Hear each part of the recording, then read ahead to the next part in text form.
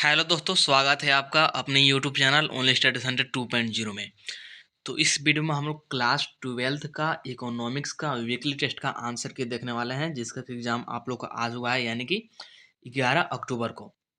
चलिए वीडियो को स्टार्ट करते हैं। और वीडियो को स्टार्ट करने से पहले हमारे चैनल पर नए हो तो चैनल को सब्सक्राइब कर जरूर रख लीजिएगा, साथ ही बेल आइकन को भी प्रेस कर लीजिएगा और वीडियो को अपने दोस्तों के पास भी शेयर जरूर कर दीजिएगा, ताकि वो भी आंसर के अपना मिला लें।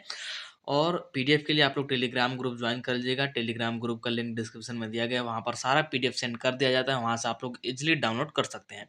और यदि आप लोग इंस्टाग्राम चलाते हैं तो वहाँ भी फॉलो करके रख लीजिएगा, आपको लेटेस्ट अपडेट वहाँ पर मिलते रहते हैं।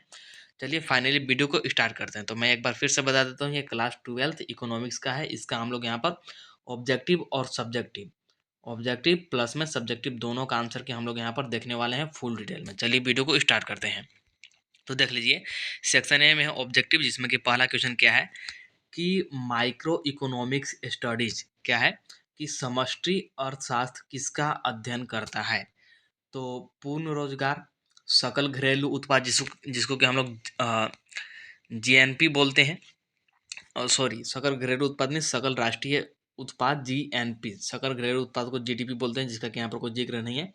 फिर है समग्र मूल्य स्तर। तो इसका राइट आंसर क्या आ जाएगा, इसका राइट आंसर आ जाएगा option number D, all of the above. Option number D हो जाएगा इसका right answer first number question का, ऑल ऑफ द एबव, यानी कि उपयुक्त सभी, पहला क्वेश्चन का ऑप्शन नंबर डी राइट हो जाएगा। नेक्स्ट है सेकेंड नंबर वाला क्वेश्चन कि who is regarded as father of modern micro economics.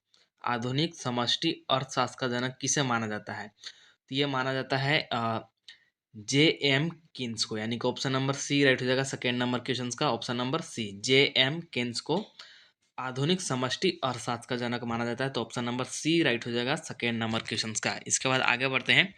तो आगे देख लीजिए, यहाँ पर थर्ड नंबर वाला क्वेश्चन क्या दिया गया है कि increase in stock of capital is known as. क्या है कि पूंजी के भंडार में वृद्धि को कहा जाता है। तो इसको हम लोग क्या बोलते हैं, इसको बोलते हैं पूंजी निर्माण, यानी कि कैपिटल गेन। ऑप्शन नंबर यहाँ पर बी राइट हो जाएगा, ऑप्शन नंबर बी। तो यहाँ पर आप लोग देख सकते हैं कि यहाँ पर थोड़ा सा मिस्टेक है। यहाँ पर देख लीजिए, पूंजी निर्माण ऑप्शन नंबर बी में भी दिया गया है और पूंजी निर्माण ऑप्शन नंबर सी में भी दिया गया है। तो यहाँ पर कैपिटल गेन है और यहाँ पर कैपिटल फॉर्मेशन है। तो हिंदी में आई थिंक कुछ गड़बड़ है, तो इसका राइट आंसर तो ऑप्शन नंबर इंग्लिश के हिसाब से सी होगा, कैपिटल फॉर्मेशन, और हिंदी में तो पूंजी निर्माण ही होगा। तो ऑप्शन नंबर यहाँ पर सी करेक्ट हो जाएगा थर्ड नंबर क्वेश्चन का, आप लोग देख लीजिएगा। नेक्स्ट है फोर नंबर वाला क्वेश्चन क्या है, देख लीजिए। Which of the following is included in flow. निम्नलिखित में से कौन सा प्रवाह में शामिल है। तो इसका राइट आंसर क्या जाएगा, उपभोग, निवेश, आय, उपयोग सभी। तो इसका राइट आंसर जाएगा उपयोग सभी, all of the above. Next है पांच नंबर वाला क्वेश्चन देख लीजिए कि which is the equilibrium condition of क्या है circular flow in four sector model. निम्नलिखित में से किसके लिए चार सेक्टर मॉडल में वृत्ताकार प्रवाह की संतुलन स्थिति लागू होता है। तो इसका राइट आंसर जाएगा ऑप्शन नंबर सी, यानी कि C plus I plus G plus X M. Option number C right हो जाएगा फाइव नंबर क्वेश्चन का। नेक्स्ट है सिक्स नंबर वाला क्वेश्चन क्या है कि what is consumptions of fixed capital. स्थिर पूंजी के उपभोक्ता को क्या कहते हैं। तो इसका राइट आंसर क्या जाएगा, स्थिर पूंजी के उपभोक्ता को क्या कहते हैं, इससे हम लोग बोलते हैं मूल्य ह्रास, यानी कि ऑप्शन नंबर बी हो जाएगा राइट।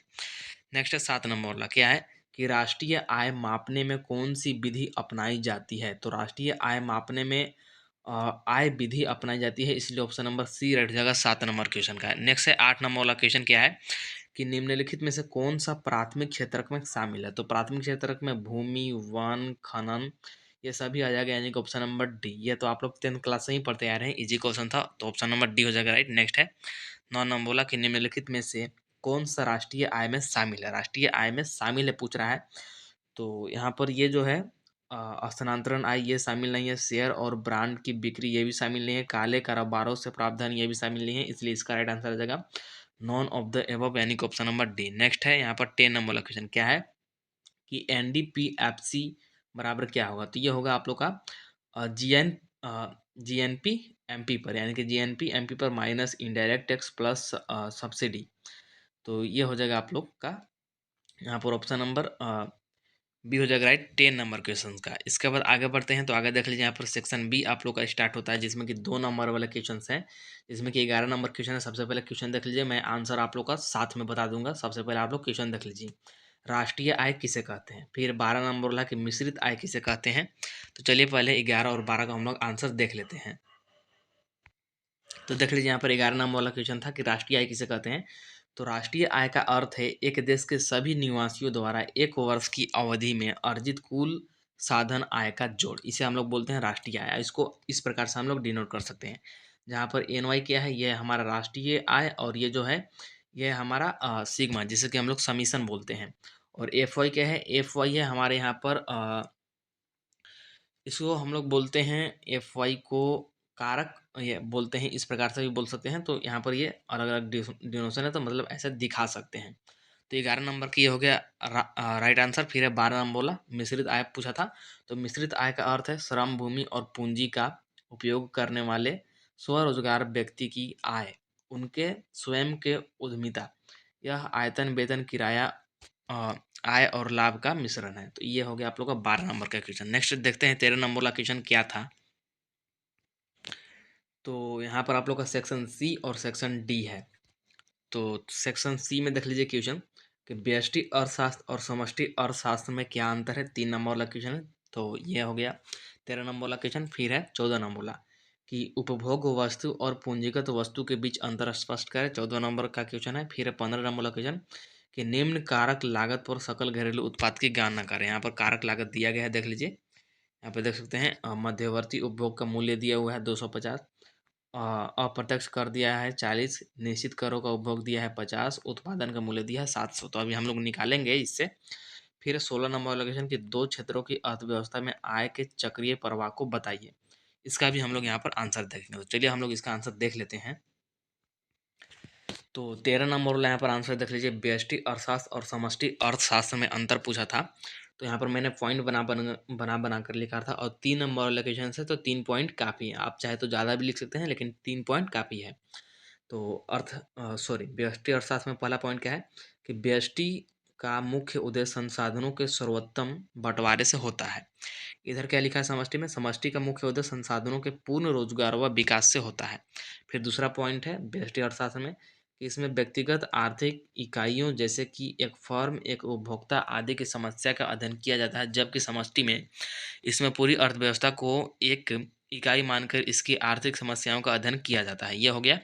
फिर यहाँ पर है तीसरा का पॉइंट कि इसकी मुख्य समस्या कीमत निर्धारण है, और समष्टि अर्थशास्त्र का मुख्य समस्या क्या है, इसकी मुख्य समस्या आय व रोजगार का निर्धारण है। ये हो गया 13 नंबर क्वेश्चन का आंसर। फिर है 14 नंबर वाला क्वेश्चन का आंसर, उपभोक्ता वस्तु और पूंजीगत वस्तु में अंतर पूछा था। तो ये हम लोग अलग अलग तुलना पर इसका हम लोग मतलब कि अलग अलग आधार पर इसकी तुलना कर सकते हैं। तो इधर मैंने तुलना का आधार लिख दिया कि किस आधार पर हम लोग तुलना कर रहे हैं।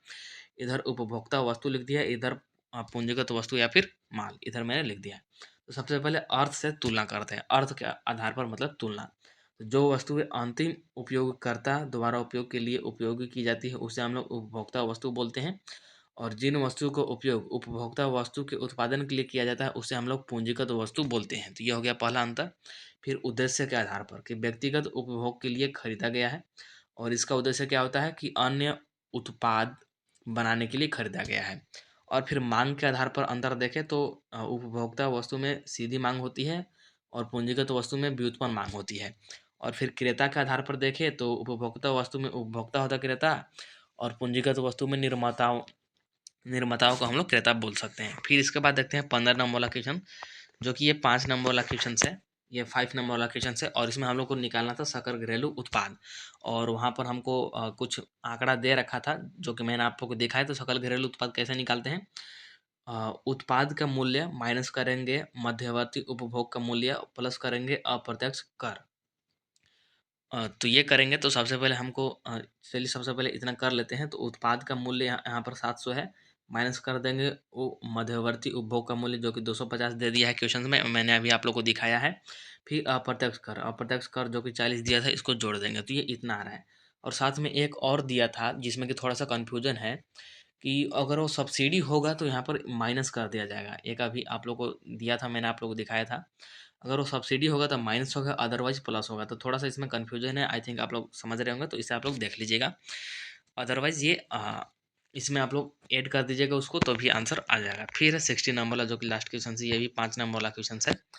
तो इसका आंसर हम लोग देख लेते हैं कि 2 क्षेत्रीय अर्थव्यवस्था में केवल 2 क्षेत्र फर्म व परिवार होते हैं। परिवार फर्मों को साधन सेवाएं प्रदान करते हैं, बदले में फर्म साधन सेवाओं का भुगतान परिवारों को करती है। इसके बाद आगे, इसी प्रकार फर्म परिवारों को वस्तुओं और सेवाएं प्रदान करते हैं तथा परिवार वस्तुओं और सेवाओं का भुगतान फर्म को करते हैं। इसके बाद आगे लिख सकते हैं कि परिवार उत्पादन क्षेत्र को भूमि, श्रम, पूंजी तथा उद्यम प्रदान करते हैं। फर्म परिवारों को मजदूरी, लगान, ब्याज व लाभ के रूप में भुगतान करती है। इसे निम्न प्रकार दर्शाया जा सकता है। यहाँ पर मैंने पूरा नहीं दर्शाया है, या मैंने आप लोग के लिए छोड़ दिया है, थोड़ा सा दर्शा दिया है, आप लोग थोड़ा सा और दर्शा दीजिएगा। इधर फर्म लिख दिया है मैंने, इधर परिवार लिख दिया है, और इसको मैंने ऐसे एक साइकिल के रूप में यहाँ पर दर्शा दिया है, जैसा कि क्वेश्चंस में बोला गया था। तो मैंने एक ही दिखाया है, आप लोग एक आध और दिखा दीजिएगा तो ये आप लोगों का पूर्ण हो जाएगा। यहाँ पर थोड़ा सा एक दो मैंने छोड़ दिया है ये आप लोगों के लिए, तो इसे आप लोग कर लीजिएगा। तो यहाँ पर आप लोग का आंसर की कंप्लीट होता है, और पीडीएफ के लिए टेलीग्राम ग्रुप ज्वाइन कर लीजिएगा, वहाँ पर पीडीएफ सेंड कर दिया जाएगा। और आप लोग कमेंट कीजिएगा तो इस पीडीएफ को भी, मतलब जो आंसर वाला पीडीएफ है, इसको भी टेलीग्राम ग्रुप में सेंड कर दिया जाएगा। तो वीडियो पसंद आया हो तो वीडियो को लाइक ज़रूर कर लीजिएगा, और चैनल को सब्सक्राइब करके ज़रूर रख लीजिएगा, ताकि आपको लेटेस्ट अपडेट मिलता रहे, कोई भी वीडियो अपलोड कर दिया जाएगा था। और जितने भी आंसर के बच रहे हैं वो भी बहुत जल्द अपलोड कर दिया जाएगा, तो उसके लिए आप लोग वेट कीजिएगा। चलिए फिर मिलते हैं नेक्स्ट वीडियो में।